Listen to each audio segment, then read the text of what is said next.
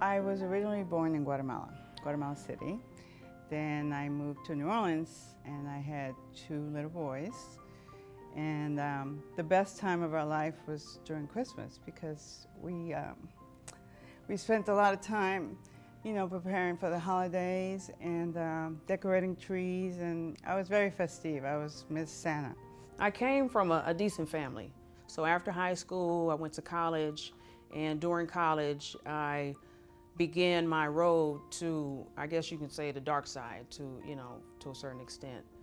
I came here from Alabama because I was a newly infected person with HIV, and I tried very hard to get treatment, but I could not due to an extreme amount of prejudice in a variety of ways. When I first got to San Francisco, I was immediately exposed to the chicken pox, and I didn't know what to do, and I went to the nearest pharmacy and they directed me to Haight-Ashbury. There are 2 types of people in this world, the addict and the normie.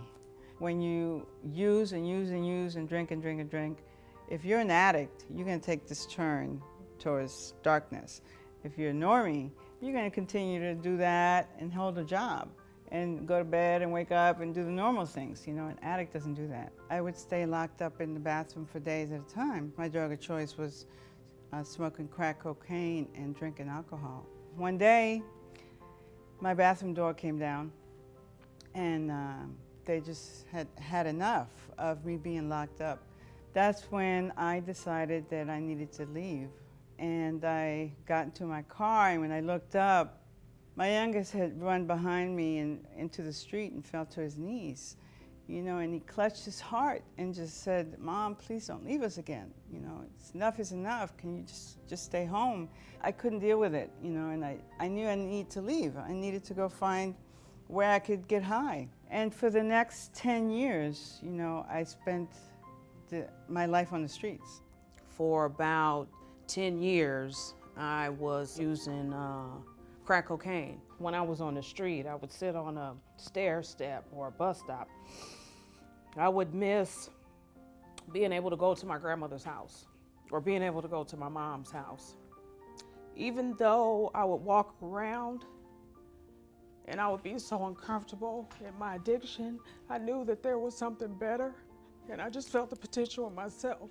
My partner came out here. He lasted about 3 months here. He had an aneurysm and he died on my birthday in my arms. The start of my epic story with Haight-Ashbury. So not only were they there for physical treatment, they were there for emotional support as well. I was destitute. He was my partner, and when he was gone, I lost my best friend, over $40-something thousand, and a piece of myself all in one day like that. I learned how to steal and everything that goes with the life of a criminal. So eventually after doing a lot of time with the system, being incarcerated and just living a life that no human being should ever endure, I found Walden House.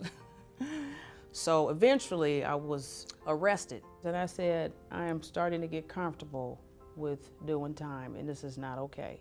So let me try the program. And that's where it all started, with me going to Walden House. To commemorate my long lost lover, I went to go get a memorial tattoo, and I wound up getting hepatitis C. Haight-Ashbury tracked and monitored actually what was going on in my body. The liver enzymes and things were going off the charts, and they were like, oh, well, now you have hepatitis C. What are we going to do about that? They really became my family in a lot of ways.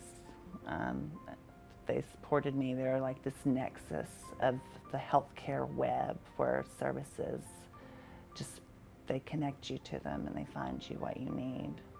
And there was this huge sign outside that said, "This is the first day of the rest of your life."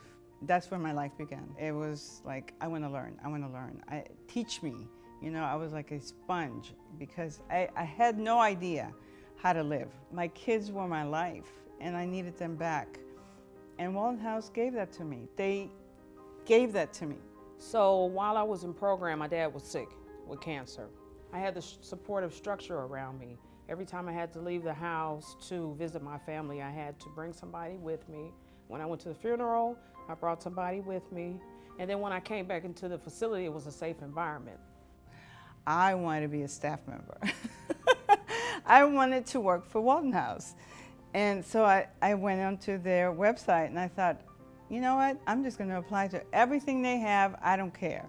The one job that they called me on, it was a new position, and it was to be working in the warehouse as the donations coordinator. And I still work there. I was just recently promoted to manage Northern and Southern California's in-kind donations department. And I love my job. I cry because I really do. It's great, you know, to have a life. They gave me my life on a silver platter, you know. They really did. They taught me how to live and how to be human again. When I was in recovery, I was surrounded by people that would say, you have potential. So after I completed Walton House, I started working on Treasure Island for tie-dye.